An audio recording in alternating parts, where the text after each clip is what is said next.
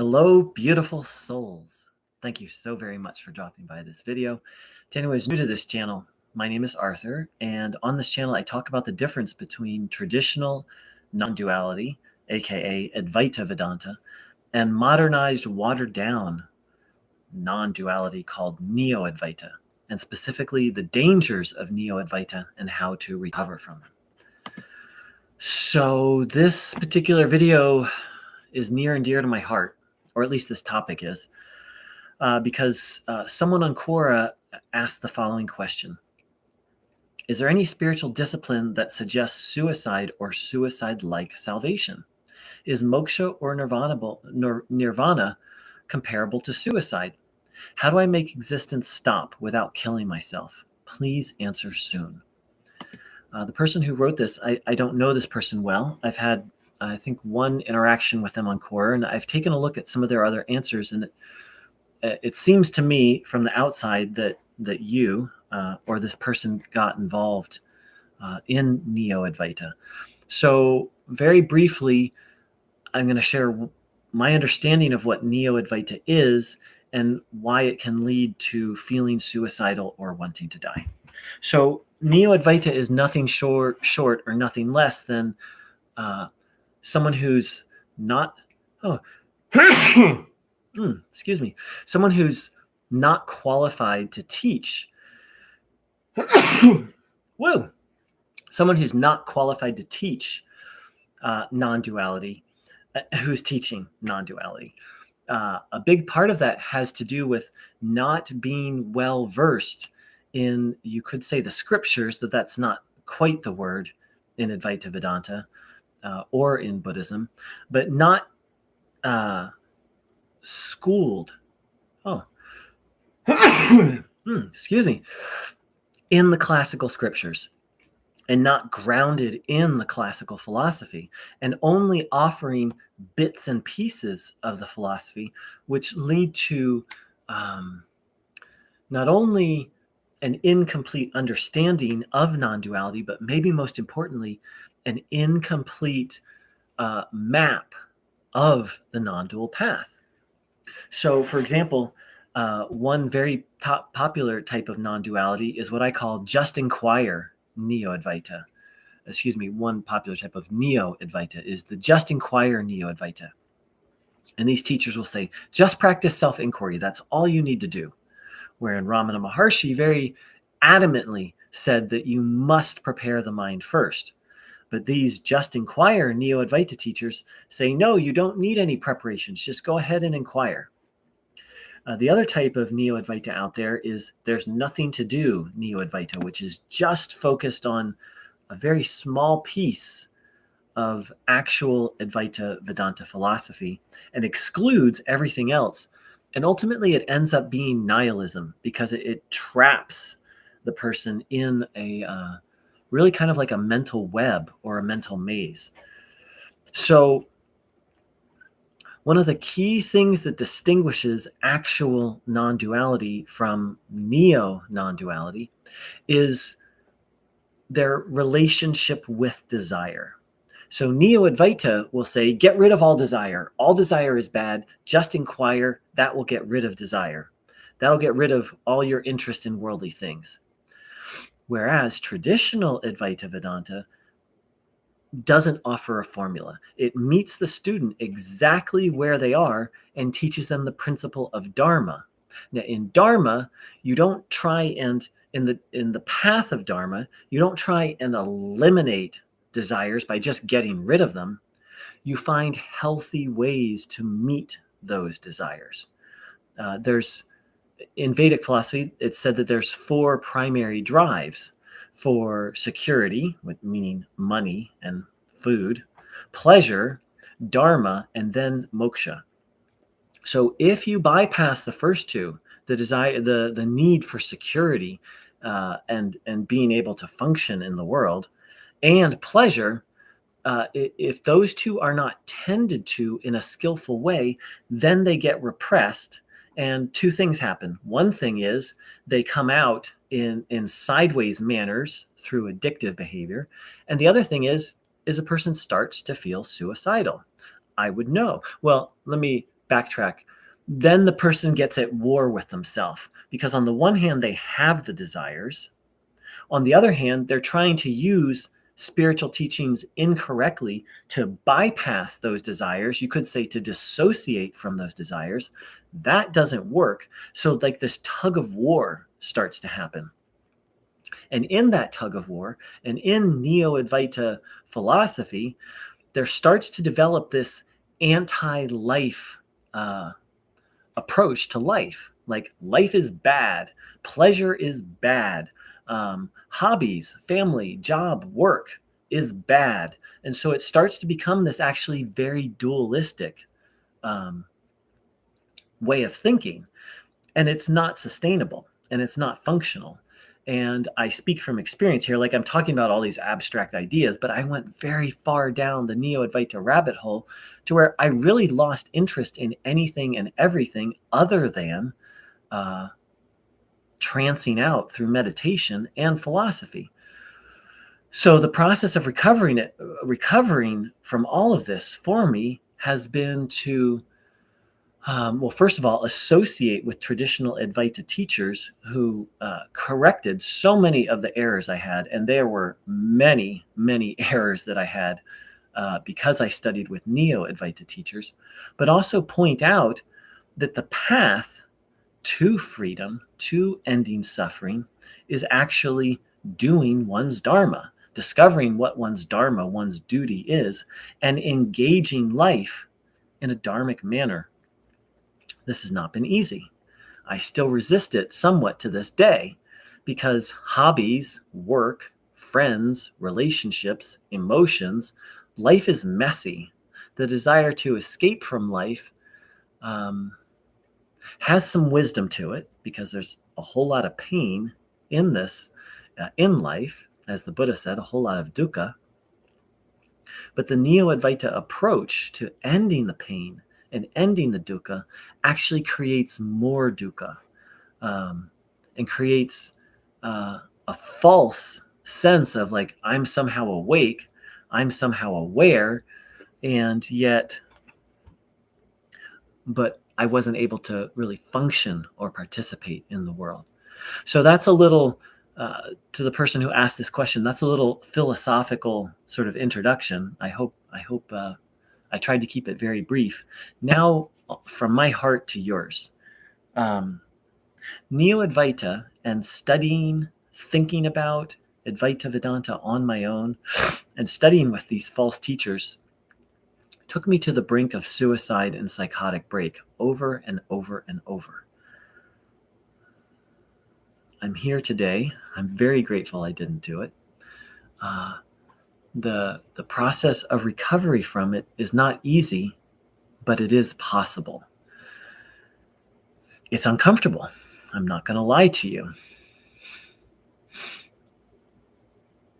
And there is a solution. A part of that solution is going to look a little different for each person. For me, part of the solution was finding actual Advaita Vedanta teachers and studying with them. Ultimately, I realized that Advaita Vedanta was not the path for me. But first, I had to come to an understanding of what Advaita Vedanta actually was to help me let go of all the Neo-Advaita nonsense I had taken in. Part of my recovery is learning to do service and finding ways that I can be helpful. Sometimes that can be as small as picking up a plastic bottle that I see on the street and recycling it. Sometimes it can just be being kind to somebody. This YouTube channel and what I do on Quora is part of how I find meaning and purpose. And, ultimately, the great sages of any tradition, once they have found freedom, generally what they tend to do is they go out and help other people. So we don't have to wait until we're liberated to go out and help other people. But to be a spiritual teacher, well, that's maybe a bit of a tangent. But seva or service can start right now, and it feels good right now. The other thing I want to say to you is you are not alone. Neo-Advaita is literally a mental virus, a mental pandemic that is spreading around this world. As I shared in the answer I wrote to you, Muji, one of the most popular Neo-Advaita teachers alive today, has had people actually kill themselves at his ashram. That's how twisted and really deadly Neo-Advaita really is a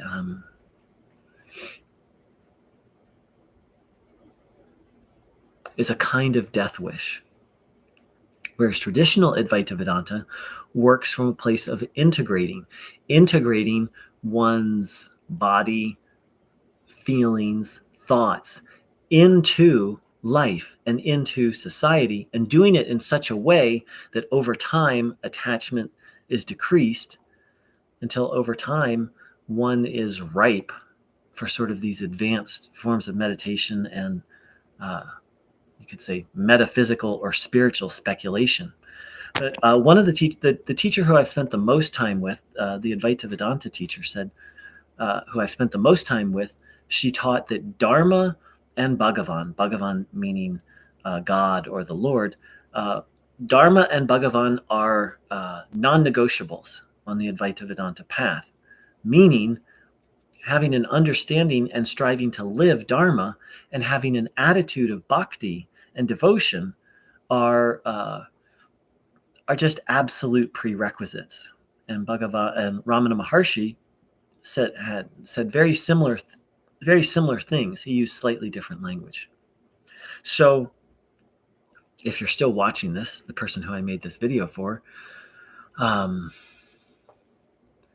Neo-Advaita creates this, in my experience, and I've talked to many other people who've had the same experience, it creates a kind of mental web, a mental maze that can be very tricky to think. It's next to impossible to think oneself out of the maze, because Neo-Advaita is like this closed belief system that literally attacks anything outside of the belief system. It's kind of like a fundamentalist religion, right? That will attack and criticize anything that doesn't fit within the dogma. So my deep wish for you is that you reach out to a traditional Advaita Vedanta teacher, which, by the way, I meant to say this in the beginning. I am not. I'm just a guy who's on the path, who has made some progress in being extricated from the false non-dual path. And one traditional Advaita Vedanta teacher strongly encouraged me to do this work that I do, which is sort of mentor or kind of coach or offer ideas to help people extricate. But I'm not a guru. I'm not enlightened. I'm just someone who managed to not kill themselves, really, and to begin to find some joy and some peace in life. The last thing I want to leave you with is a quote, and I'll get to Olden Al. Thanks for saying hi. I'll get to what you said. I'd like to read you a quote from the teachings of the Buddha, which I found very helpful. I found Theravada Buddhism very helpful in my process of coming out of Neo-Advaita. And I'm going to be reading from the Wikipedia article on fetters, F-E-T-T-E-R, in Buddhism. In fact, I'll just put a link in the article. Let's see. Hold on one moment. There we go. Okay. So the Buddha correctly analyzed one of the significant problems with Neo-Advaita. And here's what he wasn't talking about Neo-Advaita, but he was talking about things like Neo-Advaita. So this is right out of the Theravada Suttas. The Buddha said, "This is how a person of wrong view attends inappropriately. Was I in the past? Shall I be in the future? Am I? Am I not? What am I? As one attends inappropriately to this way, one of 6 kind of views arises. I have a self. I have no self. It is precisely by means of self that I perceive self. It is precisely by means of self that I perceive not self. It is precisely by means of not self that I perceive self.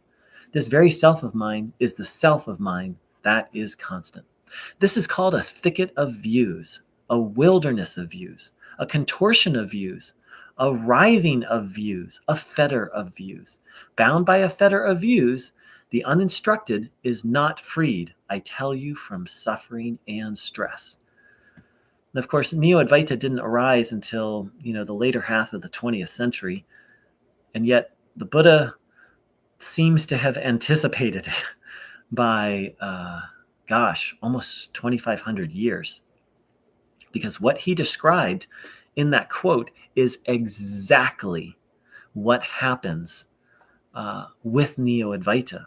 And on top of that, hey, Pat, and on top of that, what you'll notice is that in that quote that I read is he said, let me pull it up again.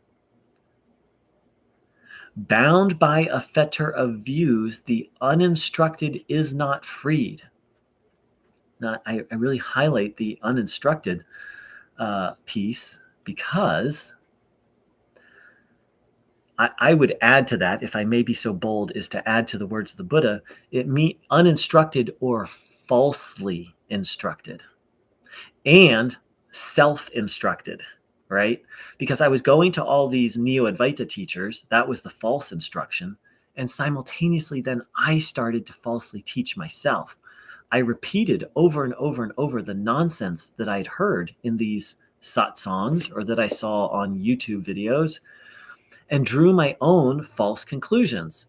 I got caught up, as the Buddha so beautifully said, in a fetter of views. So part of the way out is to just stop.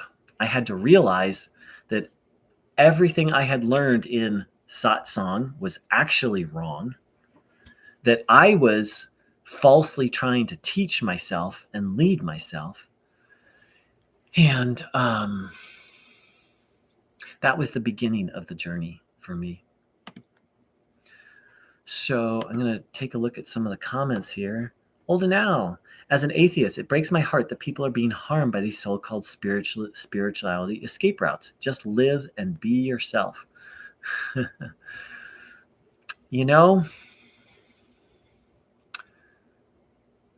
There's something to be said for just live and be yourself.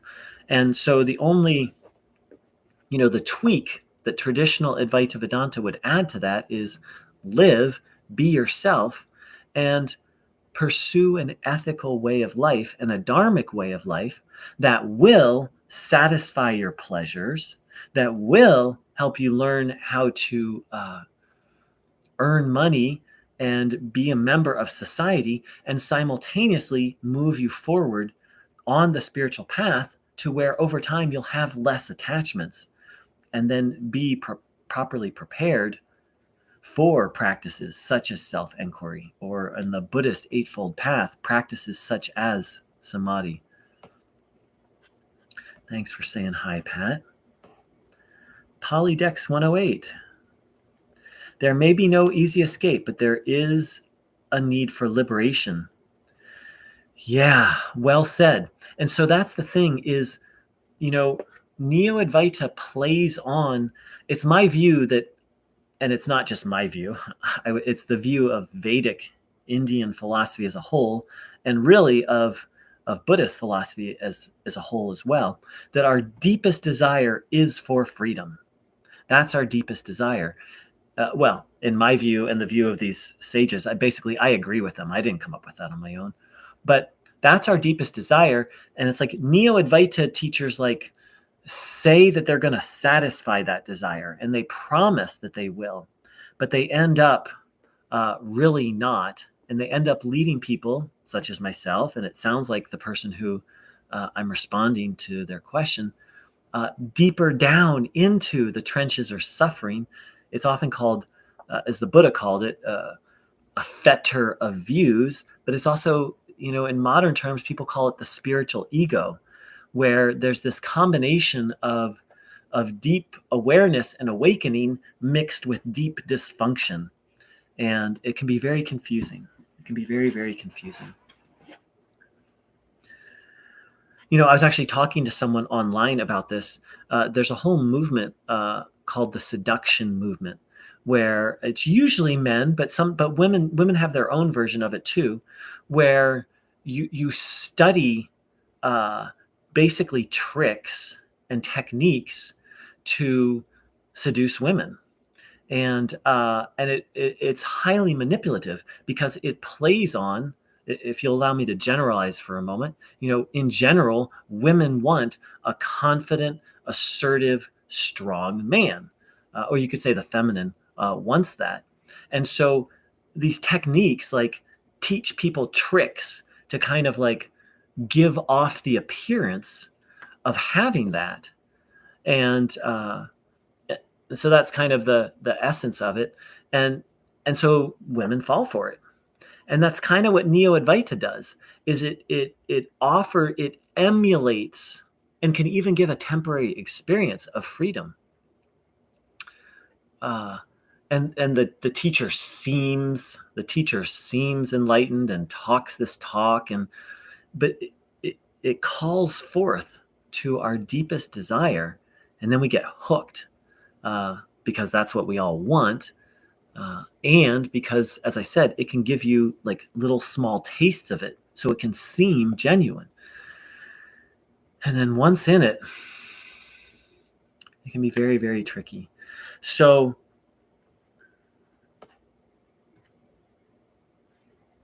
Olin Al wrote, I never will be free if I'm now, I think what you're trying to say is if I'm not free now.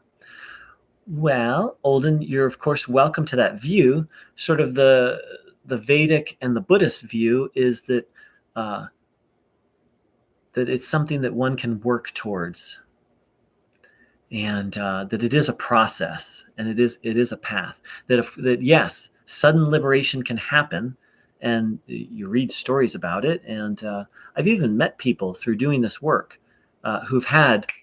It's like 1 minute they were stuck and the next minute they were free. But generally that was preceded by some level of effort. So thank you everyone for dropping by this video. To the person who wrote this question, I hope you find another way other than suicide. I'm grateful that I found another way other than, and I came very close multiple times. And I'm not going to lie, it's not easy. I wish I could sit here and say the process of recovering from it is simple and easy, and may it be simple and easy for you, for all of us, but especially for the person who wrote this question. Like, prayers and blessings for you. And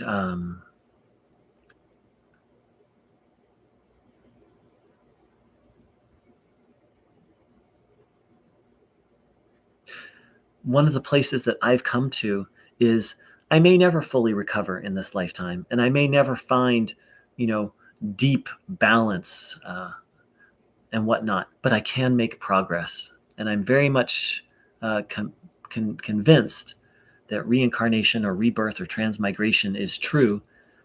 And so worst case scenario, I can make a little progress in this lifetime.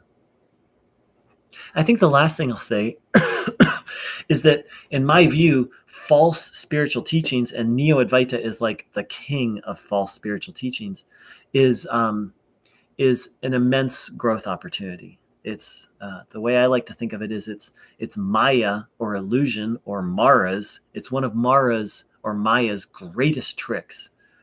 That's not to discount how painful it is, how difficult it is to overcome, and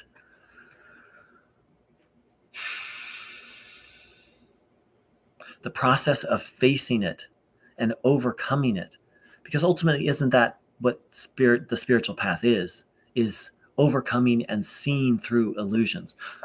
And again, not that that's the whole path, because then there's the other aspect of living it and embodying these truths. But isn't that a significant and large part? seeing through illusion and delusion. Buddhist view I was taught is don't ever think you can gain anything. Hope the person is okay. I mean, there's different schools of Buddhism. I've never heard that. And so I'm much more well versed in Vedic Indian philosophy. So in Indian philosophy, they would agree it's not gaining something; it's removing the obstacles that obscure the awareness of that. And I don't know what the Buddha would say to that. And again, there are many different Buddhist schools. Hey, Mia. Thank you, Pat.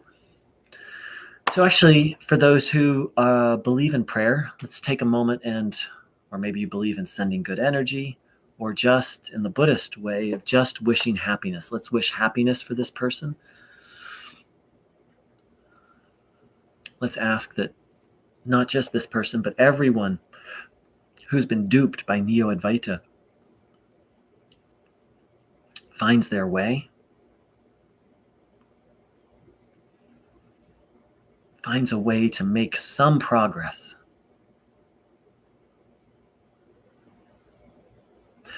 One of my greatest spiritual heroes said that if a person is alive, there is still an opportunity for learning and growth.